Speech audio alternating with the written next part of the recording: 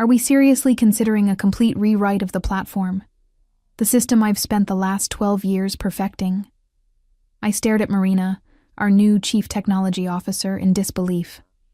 She was tapping her pen against that sleek mahogany desk that appeared in her office the day after her promotion.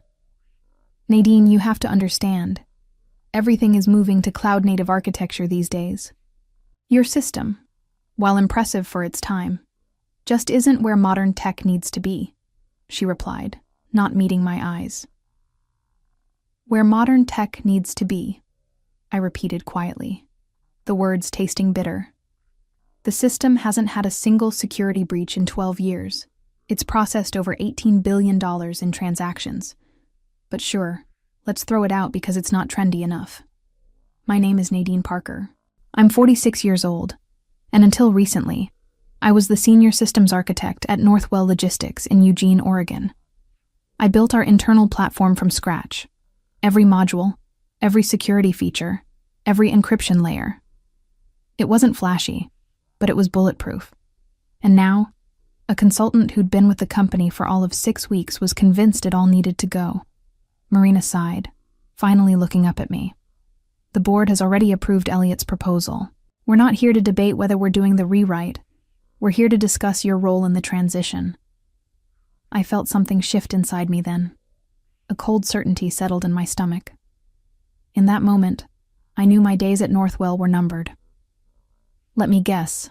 You want me to document everything, train the new team, and then, what? Move to a strategic advisory role? I made air quotes with my fingers, unable to keep the edge from my voice. Marina had the decency to look uncomfortable. We value your institutional knowledge, Nadine. No one knows the system like you do. But legacy systems are liabilities. Isn't that what Elliot keeps saying in those fancy presentations? I challenged her. She didn't deny it. Instead, she slid a folder across the desk toward me. This is the transition plan. The team will need comprehensive documentation on all core modules within 4 weeks. After that, there will be a knowledge transfer phase of approximately 3 months. I didn't reach for the folder. And then we'll discuss next steps, she said smoothly, politician-like. Translation. We'll show you the door once we've extracted everything we need. As I left Marina's office, I passed Elliot in the hallway. He was wearing another one of his tailored suits, gesturing animatedly as he pitched some new idea to a group of wide-eyed junior developers. His words floated to me. Zero trust architecture, serverless deployment, microservices mesh. I almost smiled. They had no idea what they were getting into. What no one at Northwell seemed to realize, or remember, was that the most critical modules of our platform weren't just code I'd written. They were built on a custom encryption library that I'd personally authored and maintained separately, under a developer license tied specifically to my name. It wasn't company property. It was mine. I headed back to my desk, my mind already calculating exactly how this would play out. I still remember the day I started at Northwell Logistics. It was 2011, and the company was just a scrappy startup with 15 employees working out of a converted warehouse. The platform was a hodgepodge of PHP scripts and Excel macros held together with duct tape and prayer. We need something more robust, Jackson, the founder, had told me during my interview. Something that can scale with us. Something secure. It took me 3 years to build the first complete version of the platform. I worked 80-hour weeks, survived on coffee and determination. The early team used to joke that I was more machine than human, typing away long after everyone else had gone home. "Don't you have a life outside of code?" Teresa from accounting once asked me. I did, but this was my magnum opus. Every line I wrote, every system I architected, felt like a piece of myself embedded into the company. The platform grew as Northwell grew, from 15 employees to 50, then to hundreds as we expanded across the Pacific Northwest. Our client list went from local businesses to Fortune 500 companies. Throughout it all, my platform held steady, scaling and adapting. The security modules were my particular pride. I developed a custom encryption library after discovering vulnerabilities in some of the standard options. I called it Parker Crypt, my small vanity, and licensed it to Northwell under specific terms. I was meticulous about the licensing agreement, ensuring I maintained authorship and control. It seemed like a technicality at the time. I had no plans to leave after all. Over the years, executives came and went. Jackson sold his stake and moved on to new ventures. The board brought in professional management with MBAs and corporate backgrounds. Suddenly, there were layers of hierarchy where once we all reported directly to the founders. I stayed focused on the platform, adding new modules as needed, hardening security, optimizing performance. It wasn't the most exciting work, but there was satisfaction in maintaining something reliable. Then came the new wave of leadership, including Marina Carver as CTO. She'd come from a high-profile role at a tech giant and clearly had ambitions beyond Northwell. Shortly after her arrival, she brought in Elliot Navarro as a consultant. "He'll help us modernize our approach," she announced at an all-hands meeting. Elliot specializes in digital transformation and cloud migration. I watched as Elliot charmed his way through the company, conducting interviews, hosting workshops, giving presentations filled with buzzwords and colorful charts. He spoke with overwhelming confidence about technologies he clearly only understood superficially.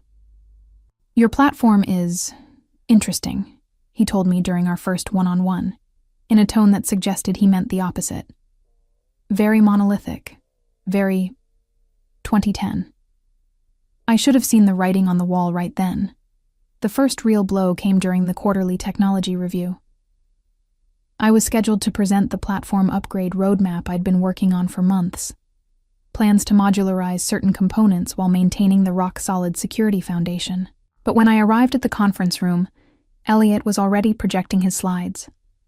"We've taken a deep dive into the current architecture," he was saying, "and identified significant technical debt that's holding Northwell back from true digital agility." I slipped into a seat at the back of the room, watching as Elliot presented what amounted to a complete dismantling of my life's work. He showed complicated diagrams contrasting the legacy monolith, represented by an ominous gray block, with a colorful distributed cloud architecture. "The current system architecture represents significant enterprise risk," he declared, clicking to a slide titled Risk Assessment. "It's vulnerable to single points of failure, limits our ability to leverage cutting-edge cloud services, and frankly, depends too heavily on tribal knowledge." That last point was accompanied by a knowing glance toward me. The subtext was clear.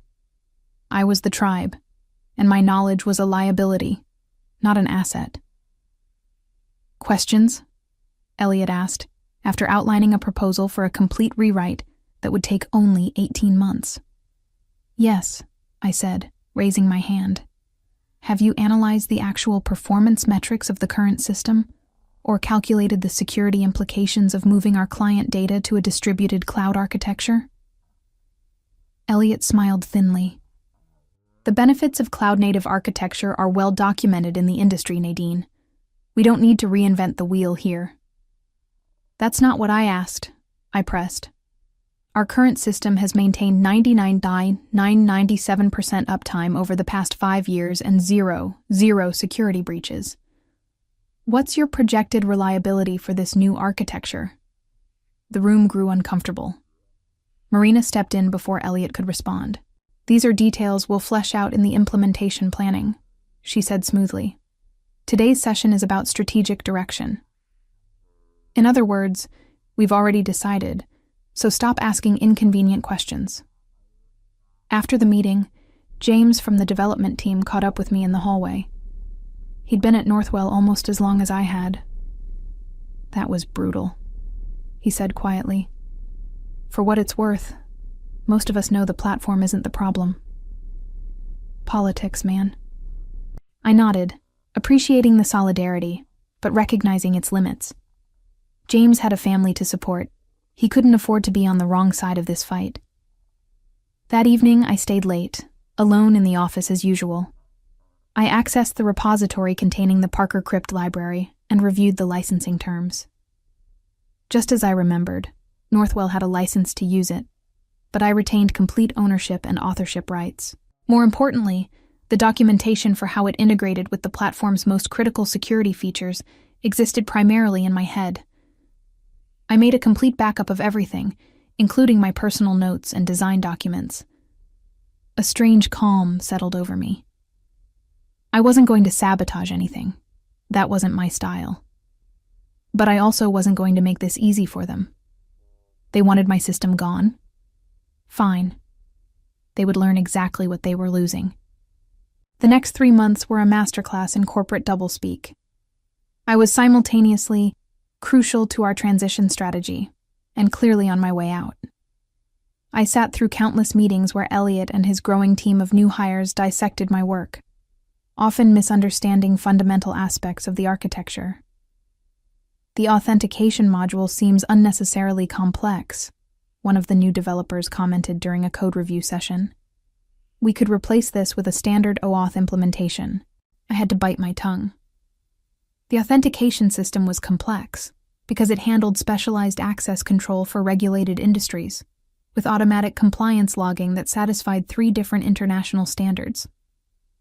But explaining that would just label me as resistant to change. Instead, I dutifully documented everything they asked for, conducted knowledge transfer sessions, and answered questions.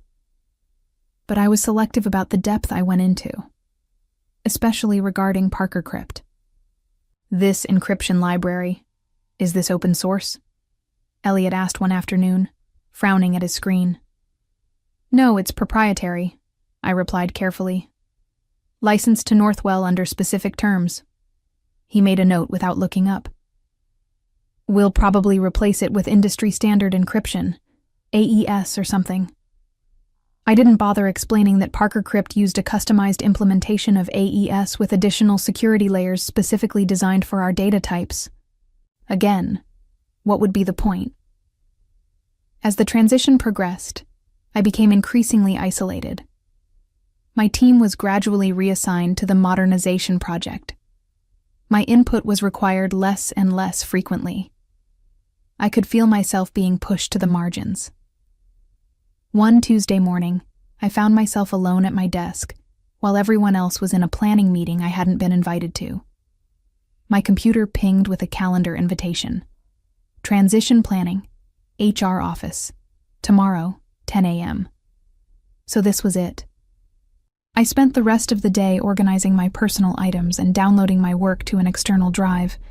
Nothing confidential or proprietary, just my own notes, designs, and the Parker Crypt documentation I'd written.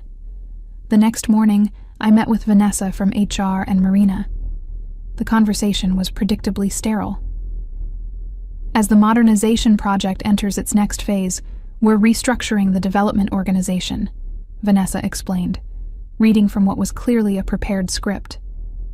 Unfortunately, your current role won't exist in the new structure. We want to thank you for your years of service, Marina added, not quite meeting my eyes. Your contribution to Northwell has been significant.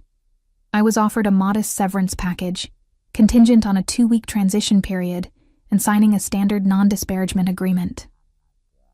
Nothing about the proprietary encryption library or my continuing ownership rights. Either they hadn't read the licensing agreement, or they didn't think it mattered. Is there anything you'd like to discuss about the transition? Marina asked, her tone suggesting she hoped the answer was no. I considered my options carefully. I could raise the issue of Parker Crypt now, making it clear that they didn't have rights to continue using it. I could demand additional compensation or threaten legal action. But something told me to wait. Let them discover the problem on their own. No, I said finally. I think everything's clear. For the final 2 weeks, I was the model departing employee. I documented additional systems, answered questions, and even helped troubleshoot a few issues with the prototype of the new platform. No one seemed to notice that I never fully explained how Parker Crypt integrated with the audit logging system or the customer data vault. On my last day, there was a small gathering in the break room. People I'd worked with for years shuffled awkwardly, ate cake, and made vague comments about keeping in touch. Marina made a brief appearance, thanked me again for my service, and disappeared back to her office. As I packed the last of my belongings, James stopped by my desk. "This place won't be the same without you," he said, genuine sadness in his voice. "No," I agreed. "It certainly won't." Life after Northwell was surprisingly peaceful. I took a month off, caught up on sleep, and reconnected with friends I'd neglected during my workaholic years. I updated my resume, but didn't immediately look for a new position. 12 years at one company had left me financially secure enough to be selective about my next move. Occasionally, I would receive LinkedIn messages from former colleagues, mostly casual check-ins. But about 2 months after my departure, the messages took on a different tone. "Hey Nadine, hope you're doing well. Quick question. Do you remember how the compliance logging was configured for the financial services module? Having some issues with the audit trails?" I provided vague answers, nothing they couldn't have figured out from the documentation I'd left behind. But the questions kept coming, growing more frequent and more specific. Where exactly is the Parker Crypt integration documented? Do you have any notes on the custom credentialing protocols? Can you clarify how the token validation process interfaces with the encryption layer? I knew what was happening without being told. The new system was hitting roadblocks, specifically around the secure components built on Parker Crypt. Without detailed knowledge of my custom library, they were struggling to replicate its functionality. One evening, my phone rang, James's number. "Hey," I answered. "How's it going?" There was background noise on his end, voices raised in what sounded like a heated discussion. "It's a total disaster," he said, his voice low. "The new platform went live last week, and everything's falling apart. Authentication is failing across departments, we've got data leaking between client instances, and the compliance team is freaking out because the audit logs aren't capturing the required information." "That sounds serious," I said, keeping my tone neutral. "Serious doesn't begin to cover it. We've got a major contract with Veltric Systems on hold because we can't prove compliance with their security requirements. Elliot is nowhere to be found. Literally, he's not responding to calls or emails. And Marina..." He lowered his voice further. "Marina is looking for someone to blame." I didn't respond immediately, digesting this information. Part of me felt vindicated. They'd disregarded my expertise and were now facing the consequences. But I'd spent 12 years building Northwell's platform. Despite everything, I didn't want to see it fail catastrophically. "I'm sorry to hear that," I said finally. "I hope they figure it out." "Nadine," James said, frustration evident in his voice. "You know they can't figure it out without you. Nobody understands how Parker Crypt works. We didn't even realize how central it was to the entire security architecture until everything started breaking." I remained silent. "They're going to call you," he continued. "Marina's been in meetings with the board all day. Just, when they do call, remember that not everyone agreed with how they treated you." After hanging up, I sat in my living room, thinking. This was exactly the scenario I'd anticipated, though perhaps sooner than expected. The question was, how would I respond when they reached out? I didn't have to wait long to find out. The next morning, my phone displayed Marina's name. I let it go to voicemail. She called twice more before sending a text. "Nadine, we need to discuss an urgent matter regarding the platform. Please call me at your earliest convenience." I didn't respond. Instead, I called my attorney, Catherine Williams. We'd worked together years ago when I was setting up the licensing for Parker Crypt, and I trusted her judgment. "They've backed themselves into a corner," she said after I explained the situation. "Legally, they can't continue using your library without a valid license.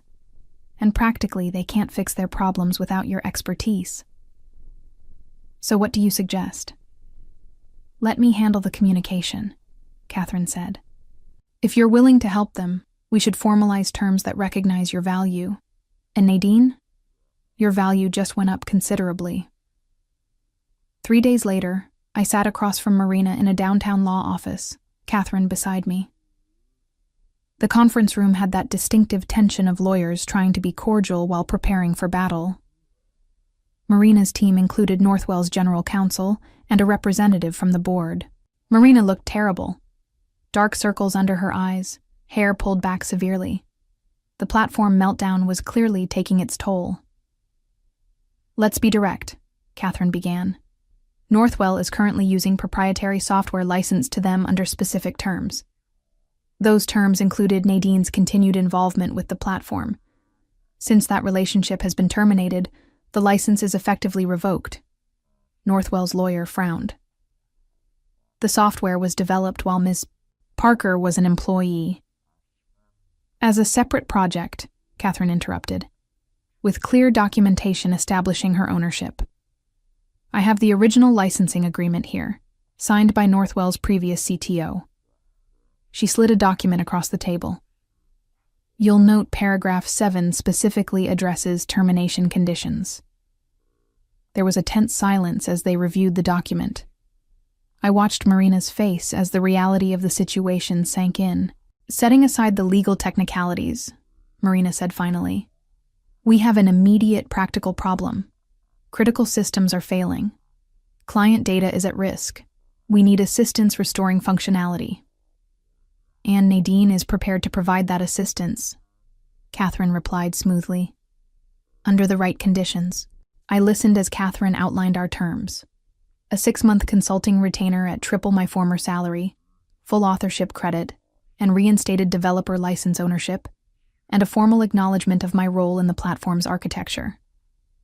Marina winced at the salary figure but didn't immediately reject it. The board representative leaned over to whisper something to her. After a brief discussion, Marina straightened in her chair. "We can agree to the financial terms," she said, "but the acknowledgement creates a complicated precedent." "It's not complicated at all," I interjected, speaking for the first time. "You're using my work. You're asking for my help. Acknowledge that publicly." The room fell silent again. I could see Marina calculating, weighing her pride against the mounting crisis at Northwell. "We'll need time to discuss internally," the board representative finally said. "Of course," Catherine replied. "But I should note that Nadine has received inquiries from other organizations. Her schedule is filling up quickly." It was a bluff, but an effective one. Marina's expression tightened. "Give us 24 hours, she said. They didn't need that long. By that evening, Catherine received a counterproposal that accepted most of our terms, with minor adjustments to the consulting timeline. After a brief discussion, I agreed. The next morning, I walked back into Northwell's offices, not as an employee, but as a consultant with clearly defined authority. The development team's relief was palpable. James actually hugged me when I arrived, whispering, "Thank God you're back." I spent the next week diagnosing and fixing the critical issues with the platform. It wasn't particularly challenging. Most of the problems stemmed from fundamental misunderstandings about how ParkerCrypt integrated with the other security modules. Once those were resolved, the system stabilized. What was most satisfying wasn't the generous consulting fee, or even the public acknowledgement of my work. It was watching the gradual realization spread across the organization that the legacy system they'd been so eager to replace wasn't outdated. It was sophisticated, purpose-built, and highly effective. Elliot never returned to Northwell. I heard through the grapevine that Marina quietly shelved the modernization project after my initial fixes proved successful. I completed my contracted work in just under a month, provided comprehensive documentation of ParkerCrypt, this time with no omissions, and walked out of Northwell for the second time. My reputation restored, and my future secure.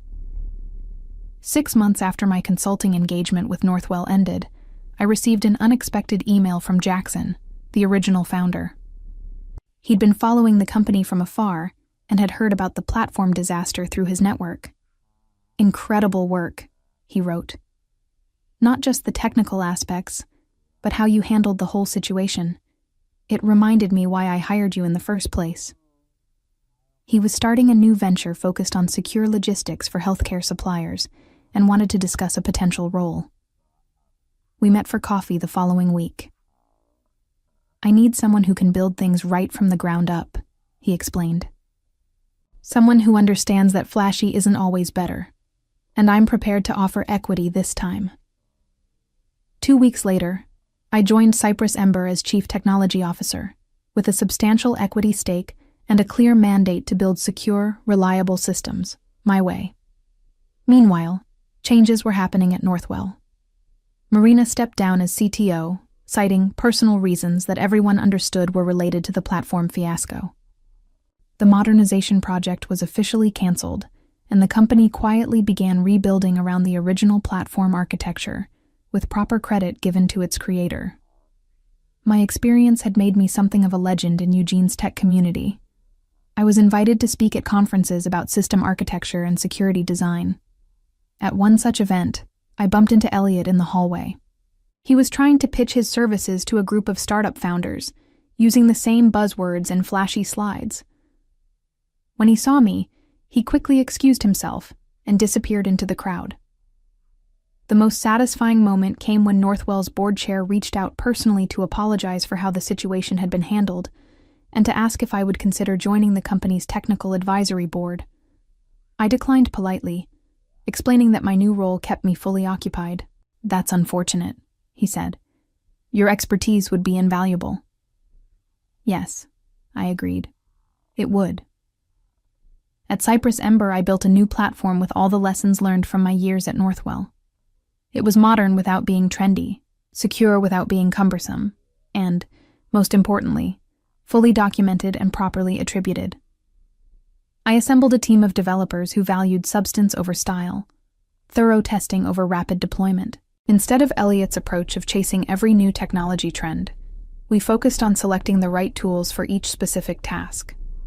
When cloud solutions made sense, we used them. When traditional architecture was more appropriate, we weren't afraid to buck the trends. 1 year after joining Cypress Ember, we launched our platform. The healthcare logistics industry took notice immediately. Our security-first approach resonated strongly in a sector dealing with sensitive patient data and complex compliance requirements. Jackson and I had a clear vision: build something that worked exceptionally well, explain it clearly, and let the results speak for themselves.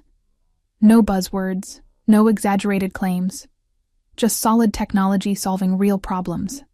Parker Crypt evolved too. I open-sourced a version of it, maintaining a proprietary extension for our specific needs at Cypress Ember. The open-source community embraced it, contributing improvements and expanding its capabilities. 3 years into this new chapter, Cypress Ember was acquired by a major healthcare technology provider. The valuation was heavily influenced by our platform's reputation for security and reliability.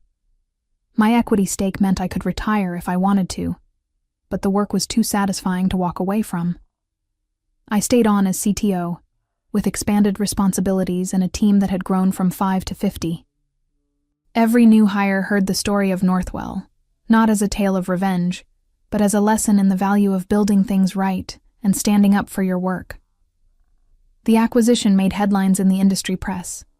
Several former Northwell colleagues reached out to congratulate me, including James, who was now looking for a new opportunity himself. I hired him immediately. Looking back on my journey from Northwell to Cypress Ember, I realized that true success wasn't about fighting against change, but about standing firmly in the value of your work. And sometimes the best revenge is simply letting your code speak for itself.